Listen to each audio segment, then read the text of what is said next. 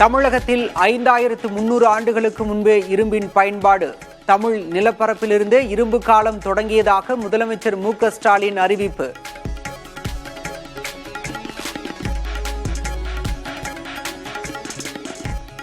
இனி இந்தியாவின் வரலாற்றை தமிழகத்திலிருந்தே எழுத வேண்டும். அகழாய்வு முடிவுகளை வெளியிட்டு முதலமைச்சர் மு.க.ஸ்டாலின் பெருமிதம்.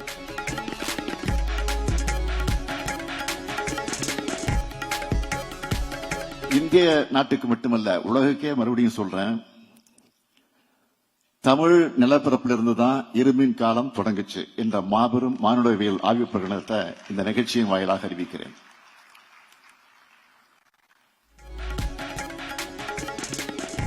சிவகளை தொல்லியல் பகுதியை சுற்றி எந்தவித குவாரி நடவடிக்கைகளையும் மேற்கொள்ளக்கூடாது என உத்தரவிடக் கோரிய வழக்கு.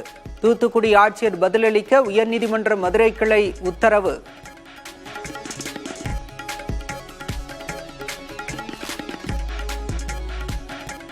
அதிமுகவுடன் கூட்டணி அமைக்க ரெய்டுகள் மூலம் நெருக்கடி கொடுக்க தேவையில்லை. எடப்பாடி பழனிசாமியுடன் நேரடியாக பேசினாலே போதும் என பாஜகவின் நயினார் நாகேந்திரன் பேட்டி. மதிப்புக்குரிய அண்ணன் இபிஎஸ் அவர்கள்ட்ட நாங்கள் நேரடியாக பேசினாலே கூட்டணி வரும். ரைடு நடக்கிறதுக்கு இதுக்கும் சம்பந்தம் இல்லை. ரைடு அவர் வீட்டில் மட்டும் நடக்கலையே, எல்லார் வீட்லயும், திமுக சைட்லயும் ரைடு நடக்கு. யார் வீட்டில் பணங்கள் இருக்குன்னு அந்த இன்கம் டாக்ஸ் வருமான வரித்துறை நினைக்குதோ, நாளைக்கு உங்க வீட்டில் கூட ரைடு நடக்கலாம்.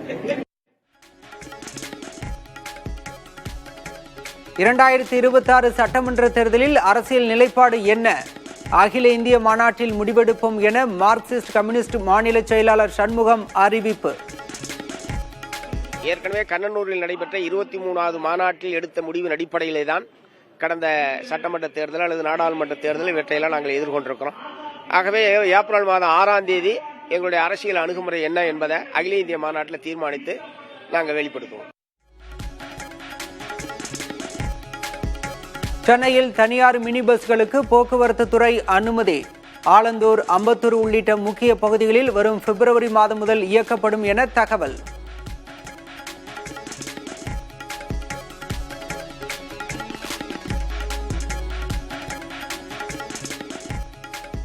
சென்னையில் தனியார் மினி பஸ்களுக்கு அனுமதி வழங்கப்பட்டதற்கு பாமக தலைவர் அன்புமணி ராமதாஸ் கண்டனம். தனியார் மையத்திற்கான அடுத்த கட்டமா என கேள்வி.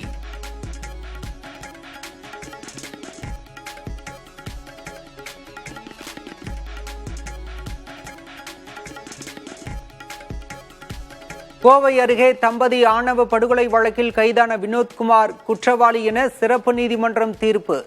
தண்டனை விவரங்கள் வரும் 29ஆம் தேதி அறிவிக்கப்பட வாய்ப்பு.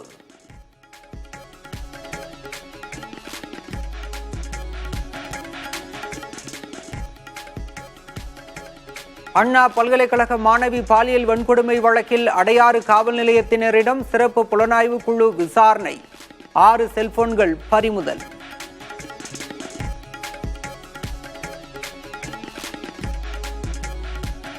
அண்ணா பல்கலைக்கழக மாணவி பாலியல் வன்கொடுமை வழக்கில் கைதான ஞானசேகரனிடம் மீண்டும் விசாரணை.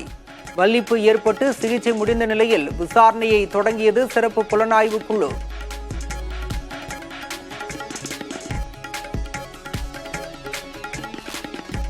உணவு டெலிவரி செய்யும் நபர்களை கண்காணிக்க கோரிய வழக்கில் ஸ்விக்கி, ஜொமேட்டோவுக்கு நோட்டீஸ். டிஜிபி பதிலளிக்கவும் சென்னை உயர்நீதிமன்றம் உத்தரவு.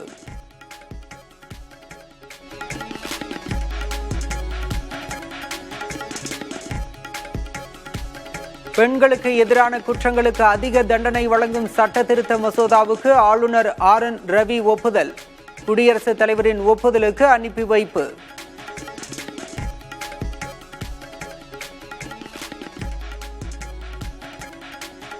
ஈரோடு கிழக்கு தொகுதி இடைத்தேர்தலுக்கான தபால் வாக்குப்பதிவு தொடக்கம். 85 வயதுக்கு மேற்பட்ட முதியவர்கள், மாற்றுத்திறனாளிகளிடம் தபால் வாக்குகளை பெறும் ஊழியர்கள்.